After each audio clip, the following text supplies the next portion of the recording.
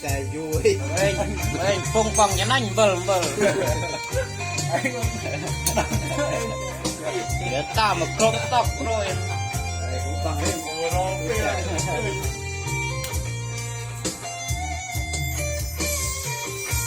โอ้ที่โลกชัดปักเทียนสมองสอ เรื่องใหญ่นะพวกตัวมันต้องไปเลี้ยงมันใส่กูเลี้ยง บังเกาเติบเห็นไหม